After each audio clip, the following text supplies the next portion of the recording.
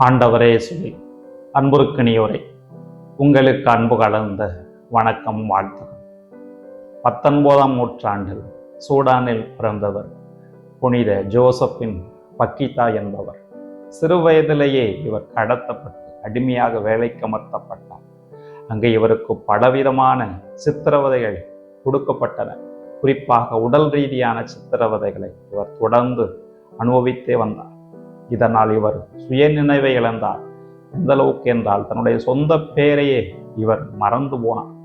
சில ஆண்டுகளுக்கு பிறகு இவர் விடுதலையாகி வெளியே வந்தார். அப்போது கனோசியன் அருட்சகோதரிகள் இவருக்கு அடைக்கலம் கொடுத்தார்கள், இயேசுவை பற்றி அறிவித்தார்கள். இதனால் இவர் கிறிஸ்துவை ஏற்றுக்கொண்டு திருமுழுக்கு பெற்றார், புதிய பெண்மணியாக மாறினார்.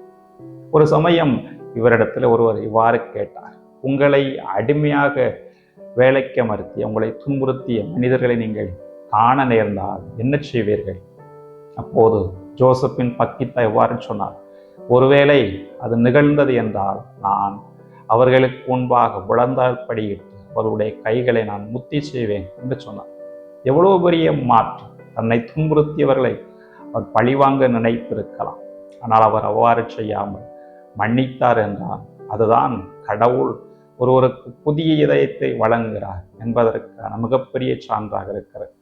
இன்றைய இறைவார்த்தையும் கூட கடவுள் நமக்கு புதிய இதயத்தை தருகிறார் என்ற சிந்தனையை தருகிறது. முதல் வாசகம் இறைவாக்கினர் எசேக்கியேல் புத்தகத்திலிருந்து எடுக்கப்பட்டிருக்கிறது. இதில் ஆண்டவராகிய கடவுள் இறைவாக்கினர் எசேக்கியேல் வழியாக நான் உங்களுக்கு புதிய இதயத்தை தருவேன், கல்லாலான இதயத்தை எடுத்துவிட்டு புதிய இதயத்தை வழங்குவேன் என்று ஆண்டவராகிய கடவுள் சொல்கிறார் என்றால் நாம் பழைய வழிகளை விட்டுவிட்டு பாவத்தை விட்டுவிட்டு கடவுளுக்கு உகந்த அன்பு வழியில நடக்க வேண்டும் என்பதுதான் கடவுளுடைய விருப்பமாக இருக்கிறது. இன்றைய நற்செய்தி வாசகம் ஆண்டவர் இயேசு கிறிஸ்து சொல்லக்கூடிய ஒரு உவமையை பற்றி படிக்கிறோம். ஒரு அரசர் விருந்து ஏற்பாடு செய்கிறார். இந்த விருந்துக்கு எல்லாரும் அழைக்கப்படுகிறார் என்று சொன்னார். கடவுள் வழங்கக்கூடிய இதயத்திற்கு நாம் திருமண ஆடையோடு செல்ல வேண்டும். இந்த திருமண ஆடை என்பது மன்னிப்பாக இருக்கிறது, அன்பாக இருக்கிறது.